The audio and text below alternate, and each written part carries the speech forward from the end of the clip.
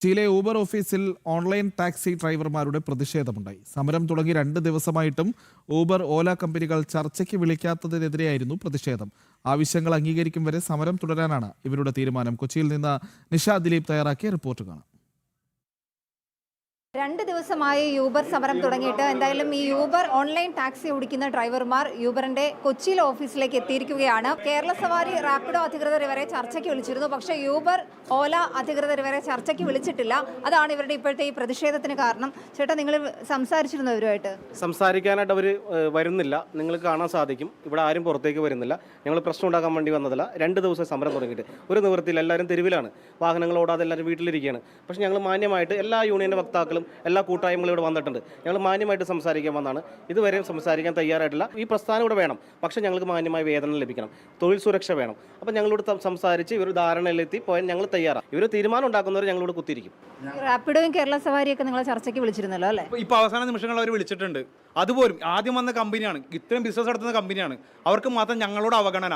Company പറയും ഞങ്ങൾ പാർട്ണർമാരാണെന്ന്. പക്ഷേ ഞങ്ങൾ വരുമ്പോൾ ഞങ്ങൾക്ക് ലാഭത്തിന് വിഹിതമോ ഒന്നുമില്ല. ഞങ്ങൾക്ക് മാന്യമായ ഫെയറേ ചോദിക്കുന്നുള്ളൂ. അതുപോലും തരാൻ പറ്റില്ല. പക്ഷേ ഇന്നത്തെ നിങ്ങളുടെ റേറ്റ് നിങ്ങൾ ബുക്കിംഗ് ആപ്പാണ് എടുത്ത് നോക്കിക്കോ. കസ്റ്റമറെ കൊല്ലുന്ന വിലയാണ്. ഗവൺമെന്റ് പറഞ്ഞതിന് 10 ഇരട്ടിക്ക് മേലെ വരുന്നുണ്ട്. നിങ്ങളുടെ ആവശ്യങ്ങൾ അംഗീകരിക്കും വരെ സമരം തുടരാനാണോ തീരുമാനം? പറ്റും തരം പോവും. അധികം നാൾ ജീവിച്ചിരിക്കില്ല ഇങ്ങനെ പോകണമെങ്കിൽ. അത് ഉറപ്പാ. പറ്റും തരം ഞങ്ങൾ പോകും.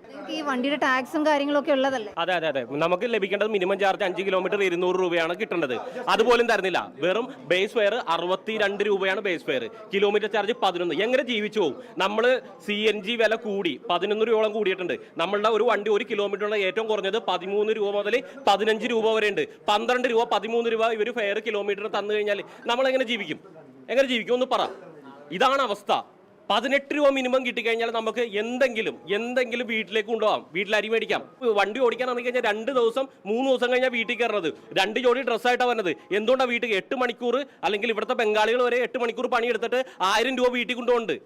നമുക്കൊരു 1000 രൂപ വീട്ടിൽ കൊണ്ടുപോകുന്നത് 16 മുതൽ 20 മണിക്കൂർ വരെ പണിയെടുക്കണം. ഉറക്കുളച്ച് ഈ ഉറക്കുളച്ച് പണിയെടുത്ത് വണ്ടി ഓടിച്ച് ആക്സിഡന്റ് ആവുന്ന അവസ്ഥ വരെ വരുന്നുണ്ട്. ഈ ഗതികേടിലേക്ക് എത്തിച്ചത് ഇതുപോലുള്ള കമ്പനികളാണ്. ജീവിക്കാൻ വേണ്ടിയാണ് സമരം ചെയ്യുന്നത്.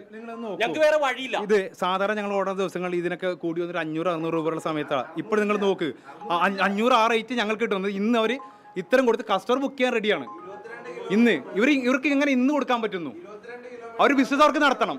ഞങ്ങളെ ചത്താലും കുഴപ്പമില്ല, അവർക്ക് അവർ ബിസിനസ് നടത്തണം. എന്തായാലും ഇവരുടെ ആവശ്യങ്ങൾ ഈ യൂബർ ഓല കമ്പനികൾ അംഗീകരിക്കുന്നവരെ സമരവുമായി മുന്നോട്ട് പോകാൻ തന്നെയാണ് ഇവരുടെ തീരുമാനം. ക്യാമറമാൻ അനൂപിനൊപ്പം നിഷ ദിലീപ്, ജനം, കൊച്ചി.